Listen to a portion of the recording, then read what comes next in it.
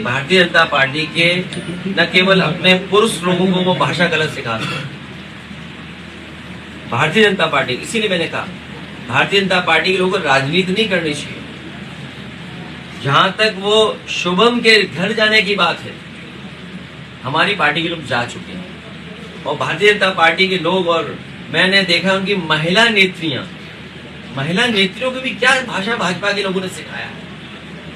शायद अगर आप सवाल पूछ रहे हो, मैं आपसे निवेदन करना चाहता हूँ, भाजपा की एक नेत्री ने मेरे बारे में क्या कहा है, जब मेरे बारे में आप कह दोगे तब मैं बात आगे बढ़ाऊंगा। क्या उन्होंने कहा है?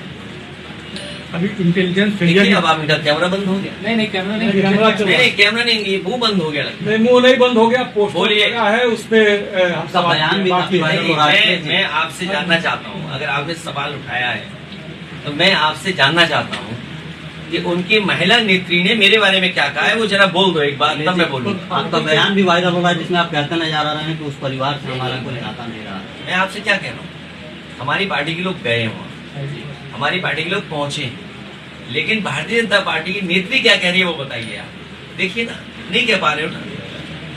क्यों नहीं कह पा रहे हो? क्योंकि आप जानते हो भाजपा की नीयत खराब है और आप अपने दिल से कुछ कहो ना कहो। इसीलिए मैंने एक बात कही, इस देश के आम लोग, आप सब भी उसमें शामिल हो, जो दिल में है वो नहीं कह सकते आप। बुजुर्ग, बड़े लोग, इंटेलेक्चुअल लोग, आज तो बच्चा कह रहा है, आज तो बच्चा कह रहा है। और जब समय आएगा तो शुभम नहीं, जो हमारे शहीद हुए हैं, ये शहीद लोग हैं। सरकार अगर इतना ही मेरा ख्याल रखती है कि मैं क्या कह रहा हूं, तो उन परिवारों को 5 करोड़ रुपए सरकार को देना चाहिए। और अगर उनके परिवार के सदस्य चाहे तो सरकारी नौकरी उनको मिलनी चाहिए। जिस दिन ये 5 करोड़ दे देंगे और सरकारी नौकरी दे देंगे, उसी दिन आप देखोगे उनके घर के पास खड़े होकर के दरवाजा में खड़का रहूंगा। लेकिन मेरे पत्रकार साथी, आप वैसे ही पत्रकार हो, डरपोक। नहीं, ऐसा कोई बात नहीं। बोलिए ना, फिर क्या करो? जो पोस्टर लगा था उसके हमारा पोस्टर था, कोई डरपोक इसमें नहीं है। आप ही डरपोक हो, आप डरपोक हो, बड़े डरपोक हो। अगर आप डरपोक नहीं हो तो आप कहिए कि उस नेत्री ने हमारे लिए क्या था। नहीं, हमारी एक मर्यादा है।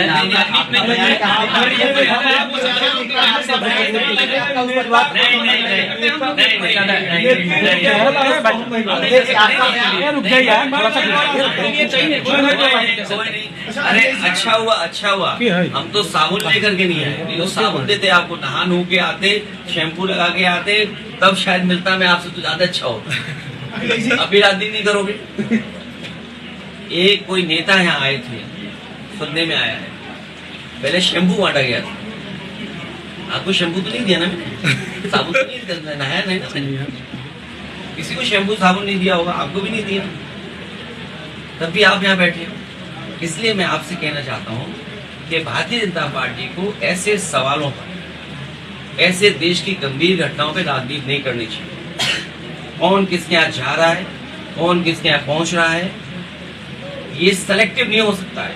हम नहीं गए तो ये राजनीति का विषय नहीं है, हमारी पार्टी के लोग गए। ऐसे हम बहुत सी जगह जाते हैं, भारतीय जनता पार्टी जाती नहीं।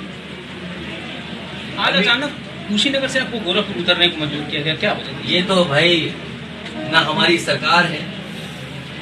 अब ये भी कहोगे कि ये भी मैं ही पता करूं। अरे आपकी भी तो जिम्मेदारी है, आपका भी धर्म बनता है। आप धर्म अगर मानते हो, ये कहिएगा ये एयरपोर्ट किसने बनवाया। अगर आप अपने पत्रकार धर्म याद दिला रहे हो, तो ये कम से कम मेरी आपसे उम्मीद है कि आप ये धर्म निभाएंगे और ये बताएंगे कि कुशीनगर का एयरपोर्ट बनाने में सबसे ज्यादा बजट किसने दिया। 204 सबसे ज्यादा बजट किसने दिया। बजट के साथ साथ ये पहली बार नहीं हुआ है। मैं पहले भी इसी एयरपोर्ट पे उतरना चाहता था, याद कीजिए आप। एयरपोर्ट पे नहीं उतरने दिया। कौन हो सकता है? आज भी मैं उतरना चाहता था, आज भी नहीं उतरने दिया। अब एयरपोर्ट तो बिकने हैं, कुशीनगर एयरपोर्ट का ज्यादा प्रचार हो जाता। मुझे लगता है मौसम तो ठीक था, सरकार का मौसम गड़बड़ हो रहा है। मौसम तो ठीक था, क्लियर था, एकदम क्लियर स्काई था।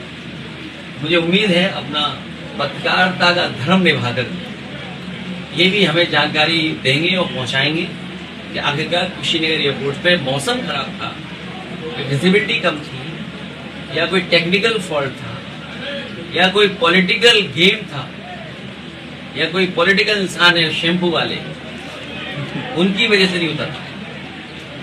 अब तो बात समझ गए होगी।